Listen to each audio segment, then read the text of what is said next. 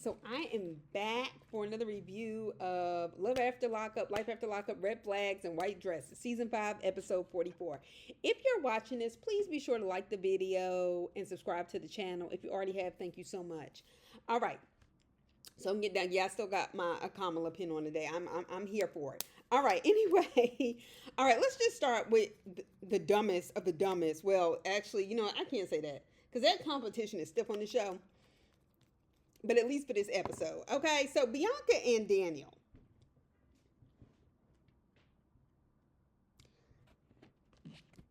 Get them off my television screen. Get them off. Get them off. Anyway, so Bianca is waking up and complaining about the fact that he hasn't proposed to her and he's only 3 days out of jail. I mean, her stupidity is starting to really make my blood boil. And I just can't stand it. I cannot stand her raccoon eyes. I just can't stand it, can't stand it, can't stand it. Anyway, he doesn't even have a job, darling. Why do you want to get married to a man like that and you're already complaining about how much you've done for him that he hasn't done for you? Stop playing with me. Stop. Anyway, he tells her that when he asked her to marry him in jail, essentially he was being an idiot. And I agree. I agree, Daniel. You are absolutely right in that regard. So he tells her, well, this bitch is still mad. She is still mad that he didn't get up and pour her coffee that morning that he got out. Made her breakfast the morning after he got out of jail. I'm like, oh my gosh. And she said he's on a power trip. And I'm like, girl, you are so crazy and immature. It's unfucking believable. I mean, she's serious. Like, her brain is broke. It has to be. It has to be. And then she started doing that little, you know, the little white girl thing, the Karen thing, saying, I mean, even though that only applies to black people, I don't like the way other people have attached themselves to it, but with the white girl thing. You know, please, saying, please don't yell at me. I don't like that. You're raising your voice and yelling at me. First of all, at best, he raised his voice. Yelling at her, I didn't hear it that way. I didn't. Y'all are in an argument. Y'all are in a disagreement. I understand she's been abused. But that's how that like white girl thing works. You're acting after you are saying things to him that are outwardly crazy and disrespectful, then expecting somehow that he is going to behave in a way where he wouldn't defend himself because exactly. Anyway, so to call her a gaslighter for me is to almost give her intellect more credit than it deserves. But she's definitely a liar who lives in a distorted reality. So I'll say that. Please break up. We don't want to see y'all no more. Okay? I'm so tired of seeing her acting like this wasn't her fault. Everybody warned you. All your friends warned you. Hell, his family was questioning this. Like before you even uprooted your life from Florida. Okay? Don't try to act like this wasn't an active decision you made going on a website to meet people who were in prison. And Daniel has far more sense than you do. Okay? The fact that you got up and moved your life, that is not his fault. That was a decision you made after consulting multiple people that you did not listen to. Exactly. Okay, so I'm so happy she said they don't have to be together. I was like, oh, good. This will be the last episode. But no. She said she's been in relationships where men have yelled at her and she doesn't like it. And then they throw things and then essentially they start abusing you. I guess she meant by that hitting her because I was like, that kind of is abuse. Throwing things at you. But she is really still mad about him not pouring a cup of coffee. And I'm saying pouring a cup of coffee on purpose. She keeps saying made. You didn't make me a cup of coffee. He fucking made the coffee. Bitch, you close. The time you spent, that kind of shit to me is wild. It is insane. And it's stupid as hell. And while you're calling this argument stupid, it wouldn't have happened had you not brought that shit up. I was like, ain't he supposed to be mad at you for being drunk at the bar with his cousin? Anyway, if I was Daniel, I would have honestly just started yelling so she'd break up with me. Okay, and just get this monkey off my back. Anyway, so Daniel is not tripping. She is calling this a red flag. He says, yes, this is a red flag. She was like, no, it's a red flag for you. This is why it's exhausting me. I want them, y'all just cut the cameras. Cut the cameras. Just, we don't want any more of this. We don't want it. We don't want it. There's enough entertaining stuff without this. Okay. And these fights aren't even that deep. Like, this is some dumb shit. Like, take them off TV. Bianca looks like one of those scared girls in one of those Lifetime movies who's like escaped. Whatever. Anyway, she calls her best friend and asks him to come and visit because she's lonely. I imagine, and he takes a pause because I'm certain his question had to be, how could you be lonely, friend? You moved out there to be with a man. You're lonely. Why? Anyway, so she says he's upset about my drinking, and his mom was upset, and they don't understand where she's coming from. No, they do understand where you're coming from. They just don't agree. And for somebody, once again, whose goal seems to get pregnant as soon as possible, I'm just saying, and you don't even know if you're pregnant at the moment, you drinking heavy is just like, you don't make any sense. She needs a conservatorship right now. She really does, because she has too much money and she's too dumb. Okay. Did y'all see Beyonce come out? Beyonce and Kelly come out at Kamala's rally. I did not watch the show last night. I had to catch up this afternoon because I just knew Beyonce was going to bust down the spot. But when I saw her and Kelly come out, I was so here for it. And let me tell y'all something. Kelly Rowland is a hell of a speaker. She really is. She is so underrated, and I love when we see her talent, not just singing, but like her other talent show up like this. Like, I want to hear Kelly Rowland speak. She has a real career as a political advocate in whatever she chooses, and I love it. You already had a hand in Destiny. Beyonce's was good, and she didn't come out and perform, and I'm glad she didn't, because I think she understands her power, and that this was about Kamala and not about her putting on a concert. And I respect that. Because I'm sure Kamala would have let her. And I don't care what y'all say about Kamala. Barack Obama worked very hard to pretend like he was not associated with certain kinds of black people, and always talking down to black people, and even like working class white people who supported him. He always feels the need to do this. It's a self-hatred thing. And whereas I feel like Kamala has allowed blackness to be free, as we saw at the DNC, and that is going to be to her benefit, at least for me, and I respect that. This will be historical regardless. But anyway, so shout out to Kelly and B and Mama Tina. And Mama Tina, thank you, because I watched that live, for keeping it real with them. And she was like, I'm just going to keep it real. I'm having a hard time seeing that telephone. I know Kamala had to be back there like, y'all better not mess it up for me. Anyway, so yeah. So they don't agree with your drinking. Moving on, Daniel met up with his cousin. Okay, her cousin said, she admitted she had a drinking problem. Sort of. She was talking and she was basically like, yeah, maybe I do have a problem. Like, but she was drinking at that point. What? Okay. Anyway, and she doesn't want to give it up.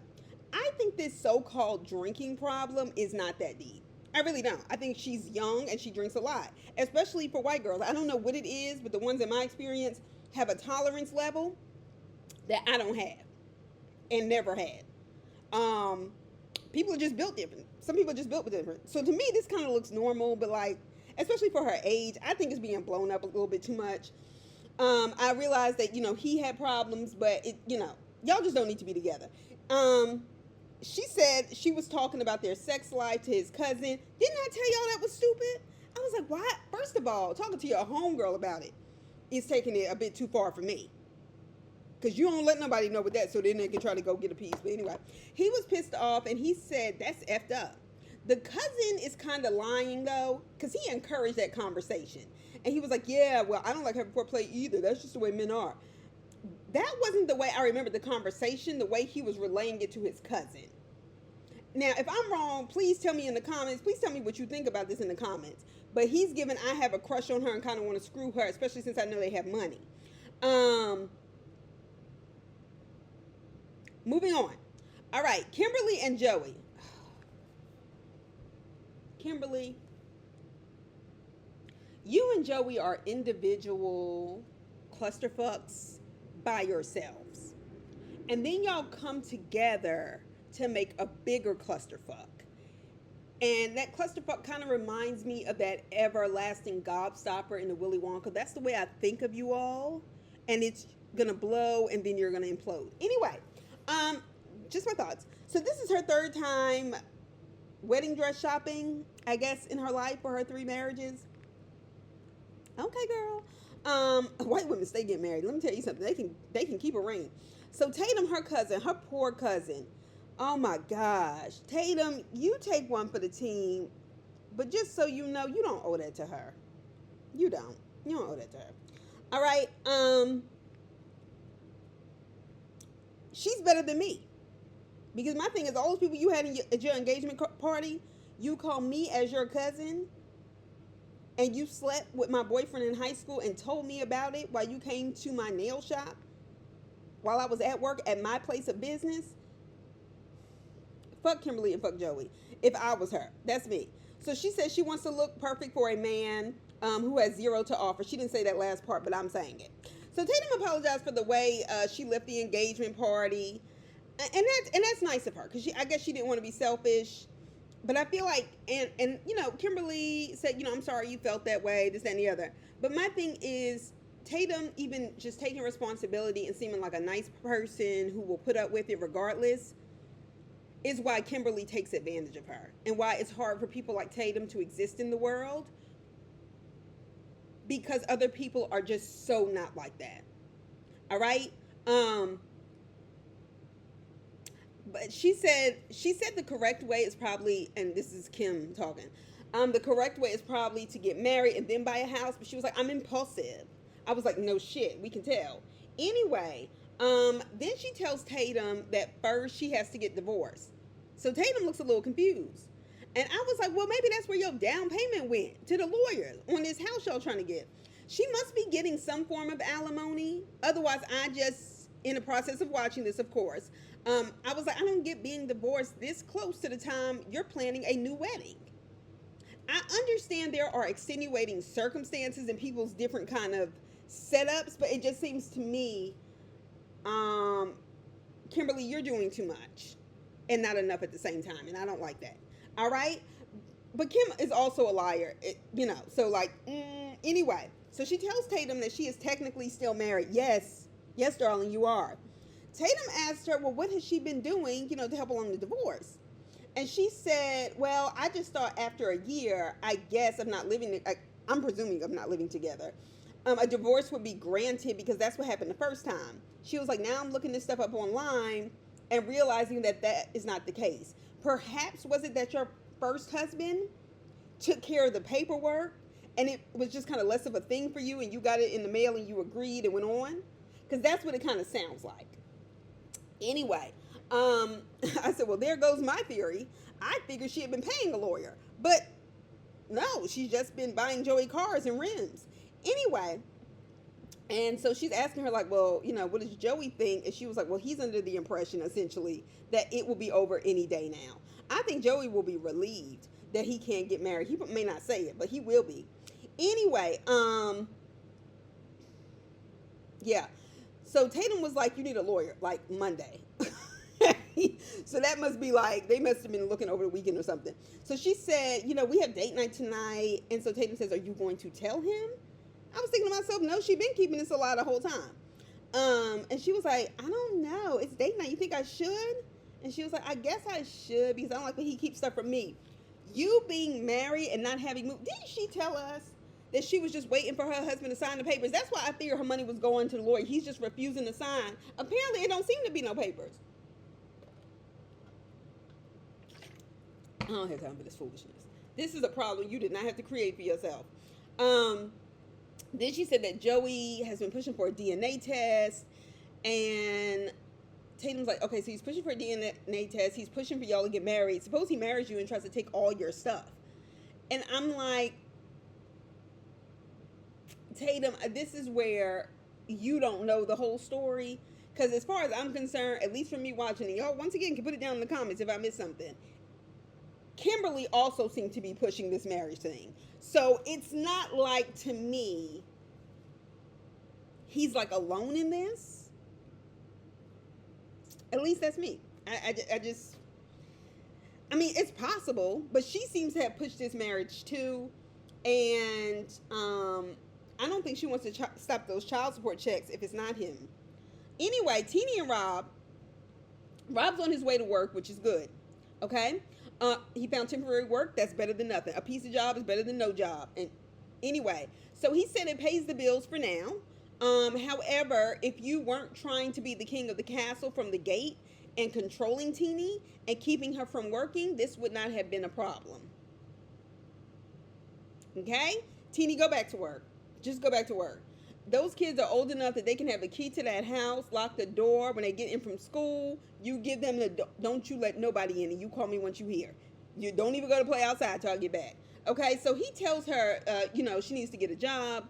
She says, well, kind of like, I don't know. And it will be nerve-wracking, but, whatever. We'll have to do what we have to do. I'll just touch up my resume. And she was like, I could probably get a job in 2 weeks. So he asked her to call him before making purchases.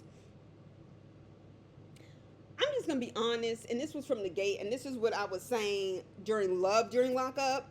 Like, get out while you can. And depending on a man in jail is wild anyway. Depending on a man in jail who made more money in jail than he does out of jail. And I'm not talking about, once again, I do not mean somebody who was like a drug dealer who was high ranking and then goes to jail and it's like, fuck, I have to come out and make this bullshit money. That's why I went into drugs in the first place. That's a different kind of thing. But you were literally a housewife to a man who didn't live in the house.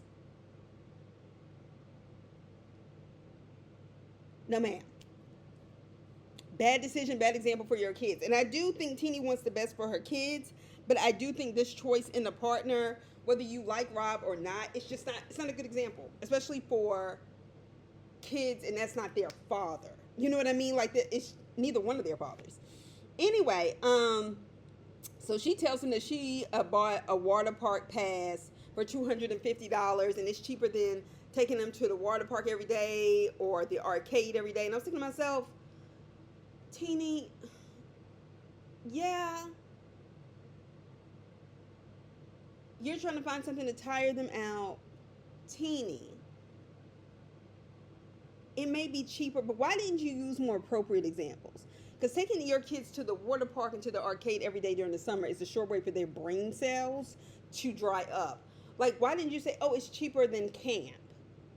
Or it's cheaper than, the summer program I was trying to put them in. And a lot of times those are free. It just seems to me y'all don't want to let these kids have any kind of freedom. And it's starting to get on my fucking nerves. And it's just, and he's pissed. Okay, anyway. So they both have 2 accounts that are in their separate names, but they have access to them. He was like, even her son knows when I'm Anyway, the reason why they're struggling is not just because of clothes that she's buying. They tried to make it seem like, oh yeah, she has a lot of clothes. Yeah, she could. I don't think that's why though. I think it's one, because y'all were spending a ridiculous amount of money when he was in jail. Y'all were using those fucking cameras. They had to run up your goddamn electric bill. And the fact that, Teeny, you just stopped working while he was in jail. I would have always kept a job. I told you to get that marriage annulled before he even fucking got out. But that's just me. All right, so Teeny said, I have a job in 2 weeks. And in 2 weeks, you better cover up that goofy-ass tattoo of that other bitch on his arm. Yup. But Rob had a hell of a point when he said, yeah, when we get the money, I'll do that tattoo bothers me too. But anyway, so we get Louie and Melissa. Speaking of people who just don't deserve what is given to them, Louie, I've never disliked Louie. And I don't dislike him now. I dislike Melissa for him because she is mean to him. I'm sorry, and I typically don't take up for him, but she is mean to him. So he's telling us, or the producers, he just spent $18,500 on a fucking ring. Y'all.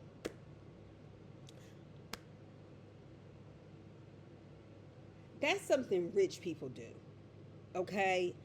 And those of us who are not rich, which is most of us in this country, in the process of inflation, and we're also in a recession, I don't care if they don't call it that or not, just like 2008 was a depression and they didn't want to call it that, because they don't want people to be scared and then ask where our money is. But anyway, $18,500 on a ring seems like something you would spend, like if your name was Michael B. Jordan, or if you were some kind of high-ranking professional athlete.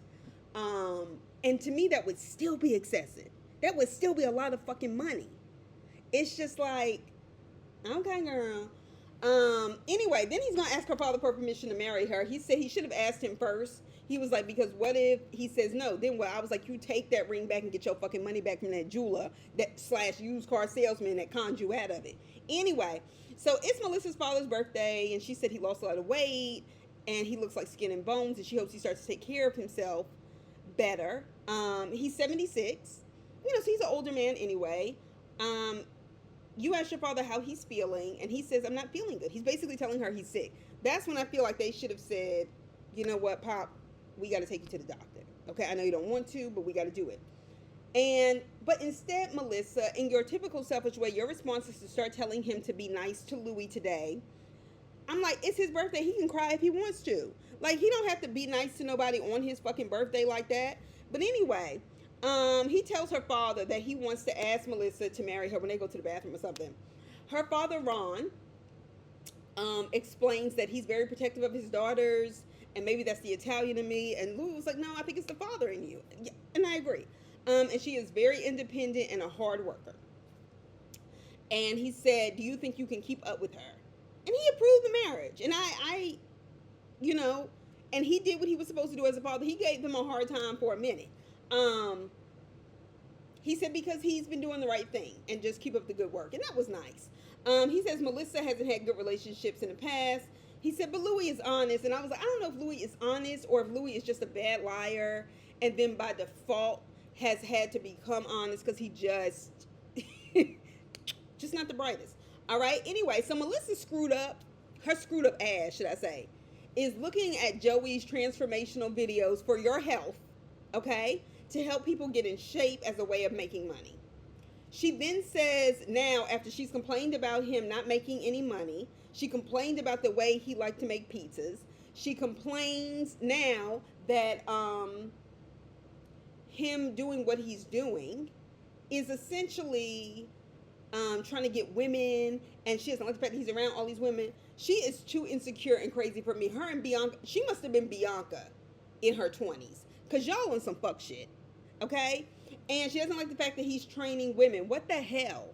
Then she complains they're having pizza again, and I get it. Nobody wants to eat the same thing every night. But it was rude, and he was like, well, you agreed we should, like, save money. And I'm like, yeah, it's probably cheaper because he gets the pizzas for free. Like, Melissa, like, cut it the fuck out, okay? He got a call from someone, and she threw a wet washcloth at his face. That shit can hurt. And I was just like, So then, and she the only one who lost out because Louis had at least had a piece of pizza before he knocked it over while he was eating in the bathroom, and that was gross to me. Anyway, so he knocked the pizza on the floor, which means you had to get out that tub and step on that pizza, girl. It's going to be an uncomfortable cleanup because I'm going to tell you right now, Louis ain't cleaning that shit up.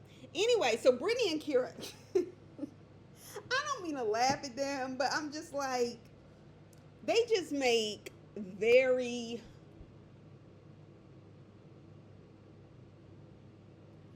thoughtless decisions. I won't say thoughtless, but they're dreamers, and they're dreamers without wanting to actually put the bricks down to lay the foundation, and that's what gets them into trouble. All right, so they're meeting with Coffee, their mentor. We haven't seen her in a minute. She's telling her that the state of Texas is denying her ability to move. She's explaining that. And Coffee said, look, I'm happy to have you because y'all are sweet and y'all are always cleaning up something. And I said to myself, let's see, that's how you act when you're in somebody else's house and they're willing to give you a roof over your head and not complaining and shit. That's how you behave. And, Kira was like, it is cramped, but we're grateful, right? Because they don't have to be in that government stuff. So they were like, they went to a restaurant, sat down, and went over their bills. I was like, it's about time.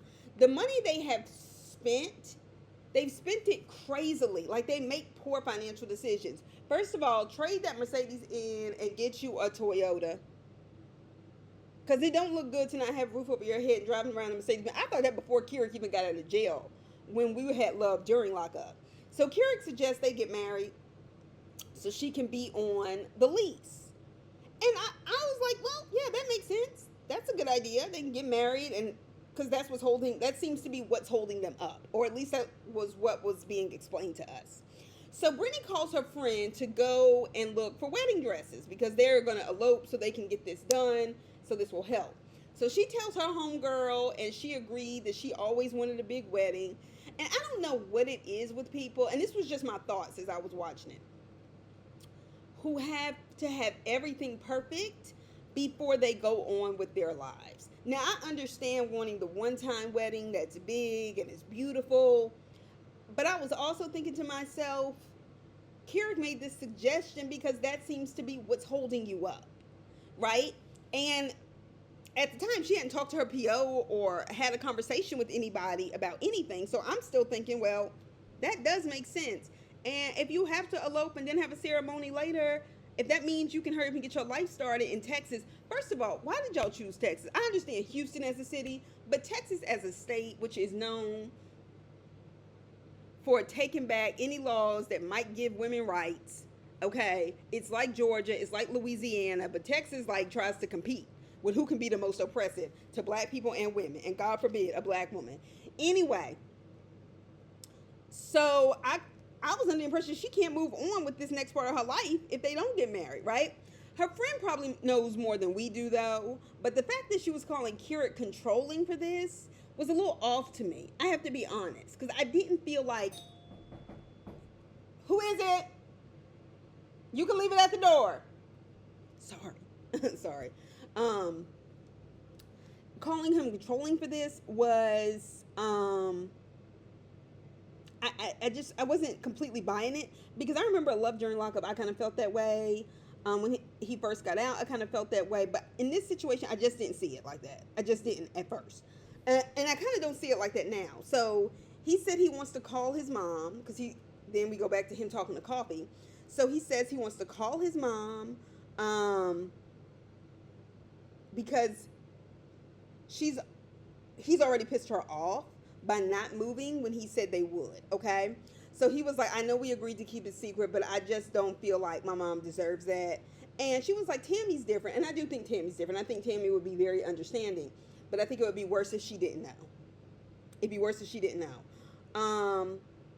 He said he got her voicemail and said, well, I tried. Meanwhile, Brittany has gone to try on wedding dresses. She says she doesn't intend to spend over $600 for an elopement. I agree. The way they spend money, never mind, I'm not going to start. All right, so the dress she chose was $2,000 and then says it's too much for an elopement. I agree. David's bridal would have been a good choice. The question the friend has about the need to elope is necessary. She asked her, she called her PO. I was like, she should definitely call PO. And then I realized, wait a second, she hasn't called her PO yet? Girl, isn't it the first person you run it by? Anyway, so the friend, honestly, in this episode was coming off as a hater. Whether she is or not, I don't know. She talked to the PO about getting married, and she said, not she, I don't know if it was he or she, but anyway, they said that Texas is suspicious about people frauding them into looking like family members, and moving. Like, they would catch on to what they did, right? Like, are they going to do that and then divorce when they get here? And that was one worry I had, honestly, when Keurig brought it up, because I understood why he did, but that the immediate marriage would look suspicious. And she said, I'm not trying to fraud anybody, so thank you for your thoughts. I'm like, bitch, you called them. And the PO kept talking and was like, Brittany, it would not be my recommendation for you to marry Keurig too quickly, because they've rejected your travel before. You don't want this to look like what it's going to look like. They exhaust me, okay, with their crazy decision making, and they don't think things through enough. All right, y'all just hang on 1 second. I need to grab whatever was at the door. Hang on.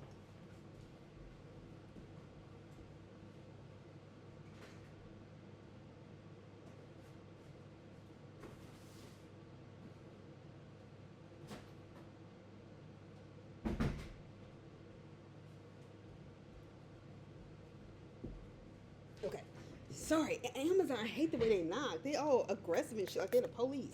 Anyway, sorry. Okay. So they exhaust me, Brittany and Kira. They're crazy decision making. And when I say crazy, I just mean it's not thought through. Like it's built on dreams, like clouds, but they just are not prepared for the rainy days. So Justine and Michael, they go to the lawyer's office to talk about finances, custody of the children if anything happens to Justine. This has to be tough for anybody. Okay, she explains that she is pregnant, but she is extremely high risk. Is it me, or was the white lawyer looking at them like he wanted to burst into laughter? Like, these black people, they're just so unprepared. Like, it was giving me that, and that was pissing me off.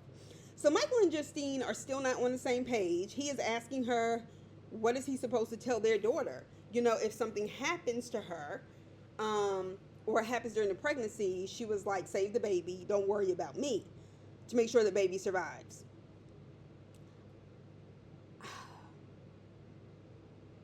I can't pass judgment either way, because I imagine that this is a really difficult and impossible decision to make. All right, so when the lawyer asked her who she would want to take custody of her minor children, since Michael is not the biological father, she says she wants her daughter Kylie to take both the kids. So Michael was like, huh? Like, we are married. I can understand his shock, because apparently they did not have this conversation before arriving, which tells me she's scared of his reaction, which tells me something is unhealthy in this relationship, that she felt like she had to be in front of the cameras and in front of this lawyer when she said it. All right? And Michael was like, that doesn't make sense. Kylie is a child. Agreed. She's 19. She's technically adult. She's a child, though. She's not old enough to be that responsible for kids that she has not birthed. I understand what Justine is saying, but she's young, and that's a heavy burden to carry. Okay? I understand where Justine is coming from to an extent. But at the same time, I've never had a child or been pregnant. All right? So that's why I want to reserve, like, whatever I'm thinking, because I don't want to be insensitive. But I also get where Michael is coming from, because they do have a family, and y'all have intentionally blended them and forced them to blend, and it's just a difficult decision. And if somebody's your husband, you do presume that they will take responsibility. But if that's the case, then Michael should go and get a vasectomy to prove he's serious about preserving the health of the family, to make sure Justine doesn't get pregnant again. Or any other woman, Michael. Okay? That's a very small sacrifice on your part. It's been enough trauma done to her body. All right? They're arguing in front of this white man, and I hate that white people seem to enjoy black people fighting. I don't know if y'all have ever picked that up. Y'all should have. But it pisses me off that that's enjoyable for them. And non-black people like that too. Because I noticed that. I was in a store one day, and this black woman just turned around. She was talking to me, and we were just having a good conversation. And I could tell this Mexican woman who was ringing up my stuff, she kind of snatched it. And you know how I feel about that kind of shit. But I could tell she didn't like the fact that we were getting along just in front of them. Like, bitch, do your job. Anyway, but they enjoy seeing black people fight, and then they act like it's never happened in that office. You know that shit goes down the lawyer's office all the time. That's why people go to a lawyer. All right? So Justine says she's concerned because of Michael's lack of patience. You didn't do much for your case, though, Mike. All right? By walking out like that. So then that's not the man you should have around your kids at all, if we're being honest, Justine. Throwing that kind of responsibility on your daughter, now that I find deeply problematic and really unfair to her. She's doing what she's supposed to do. She has been your daughter and dealt with the fact you were marrying a man out of prison, still kept up with her schoolwork, still went to college, and is doing what she's supposed to do there. And this is what you're giving her. So he asked if she expected the kids to just leave the home. And the lawyer's asking her that. And is Mike just going to be home with the other two small kids, the ones that belong to Justine? Because that's the issue.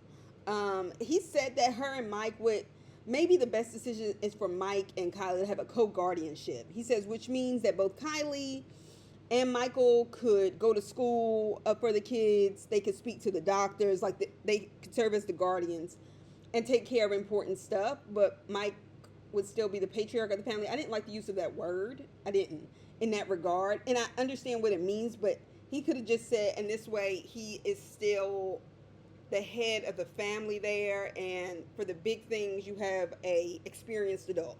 All right. So she says her and Kylie. She tells Michael, she was like, me and Kylie, I'm sorry, have years of education essentially on how to deal with her autistic son that you don't have. Yes. But you also married him. Like, y'all ain't just living together. These people, anyway, that's all I got. But I will talk to y'all soon, and have a great rest of your weekend. Go vote.